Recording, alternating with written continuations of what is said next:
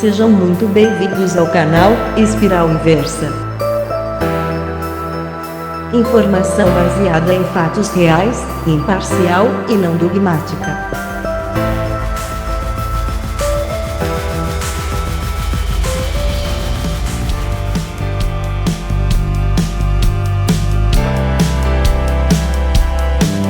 Ajude-nos a manter o canal, inscreva-se, faça um like, ative o sininho de notificações, compartilhe.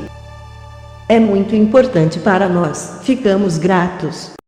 15 técnicas de controlo da mente nas igrejas evangélicas. Fábricas da fé dos falsos profetas. Os líderes das igrejas evangélicas, ao contrário do que a maioria das pessoas pensam, a sua real intenção não é de fato ajudar ninguém.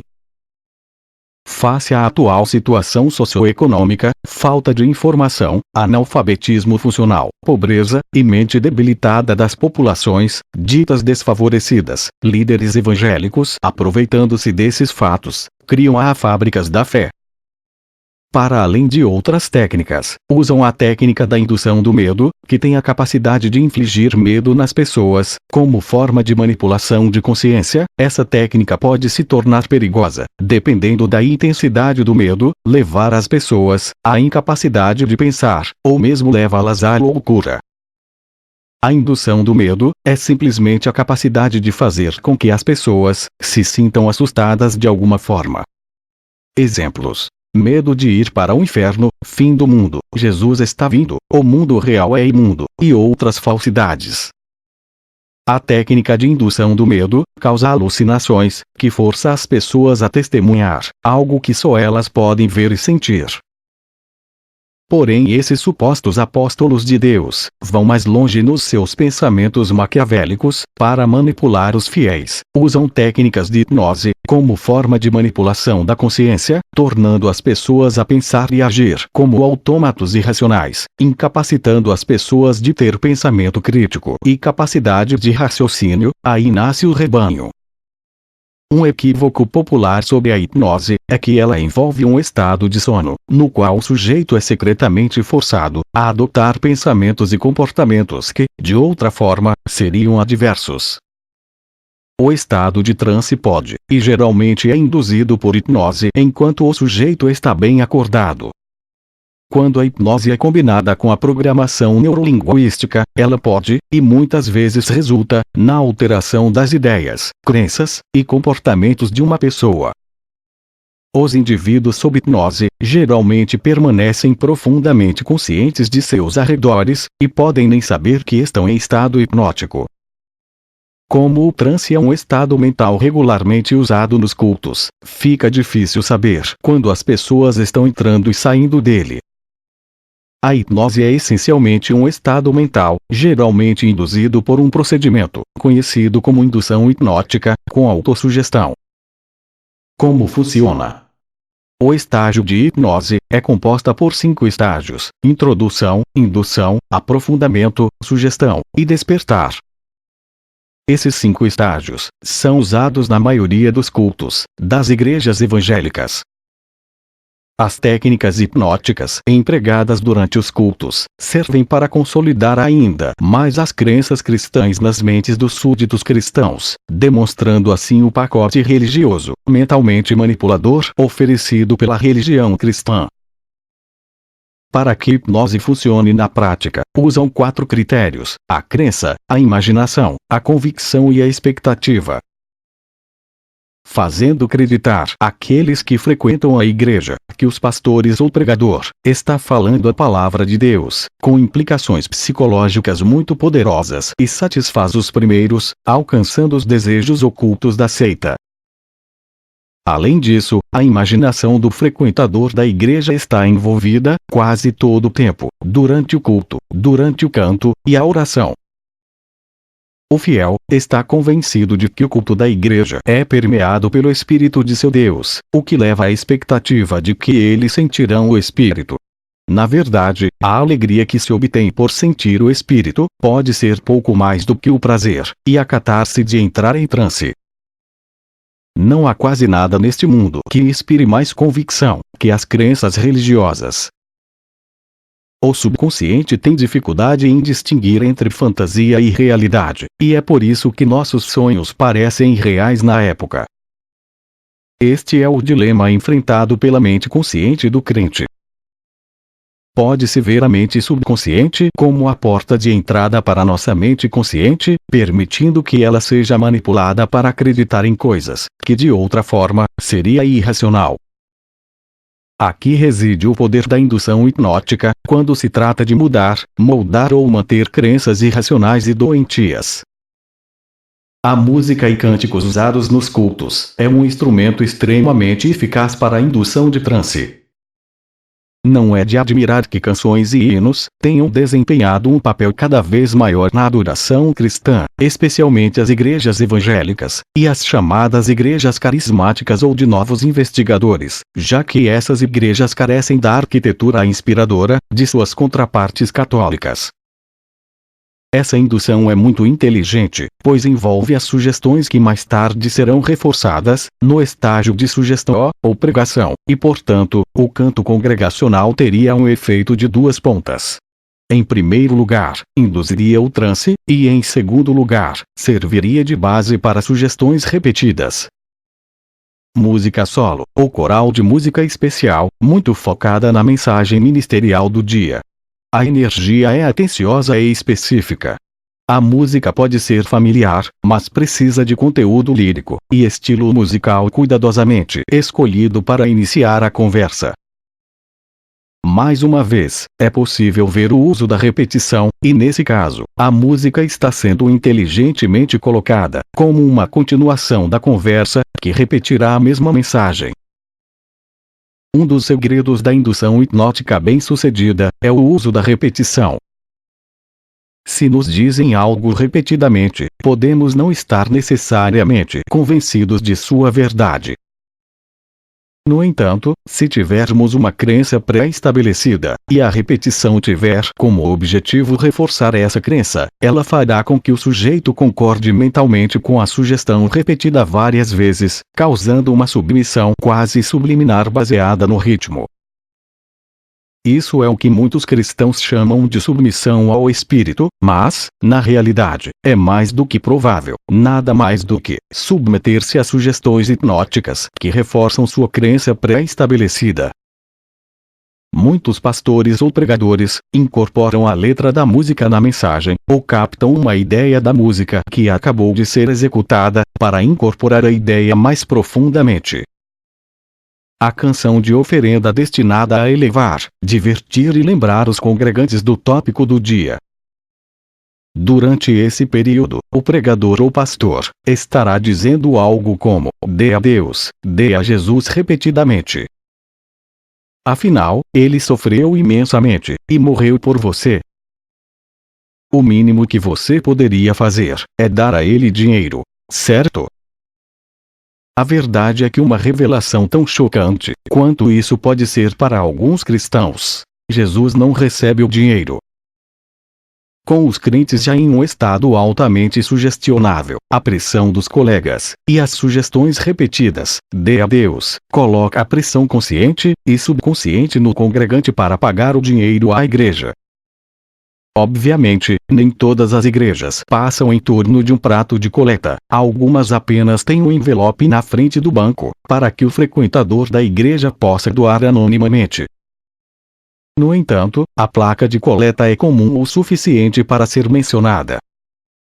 Além disso, o pão da vergonha, os congregados se divertem, tendo a oportunidade de chegar a Deus, alimentados com bolachas e água, e assim, no espírito de reciprocidade, o frequentador da igreja sente frequentemente compelido a dar dinheiro à sua igreja, para que não violem a norma de reciprocidade convincente. As 15 técnicas de controlo da mente nas igrejas evangélicas. 1. Presença obrigatória e irregular. As técnicas de controle da mente e a hipnose não duram para sempre. A manipulação perpétua requer renovação perpétua. Obviamente, nenhum culto poderia enviar seus seguidores ao treinamento básico todas as semanas, para uma redoutrinação completa, mas eles não precisam. Tudo o que precisam é de 1 hora por semana para treinamento de reciclagem. 2. Edifícios grandes, elegantes e majestosos. As igrejas são obras de arte, meticulosamente projetadas, para sobrecarregar os sentidos, e fazer com que o espectador se sinta eufórico e humilhado. Se você estiver cercado por imagens de pessoas que fizeram sacrifícios maiores do que você, para o grupo e foi justamente recompensado, sentirá pressão para se conformar à ideologia deles, sem que ninguém precise dizer uma palavra para você. Além disso, você instintivamente transfere sua admiração e respeito pelo edifício. 3. Liderança hierárquica. Todo o culto tem uma estrutura hierárquica de liderança, porque o objetivo de ter um culto é ter seguidores que reverenciem os líderes e lhes deem todo o seu dinheiro. Os líderes do culto levam as pessoas a segui-las, alegando serem enviados de Deus. Toda a igreja faz isso. Muitas igrejas não permitem que você se junte oficialmente, até que você se submeta a um ritual que simbolicamente o muda de um membro dos perdidos e miseráveis forasteiros, para um membro salvo e superior da multidão.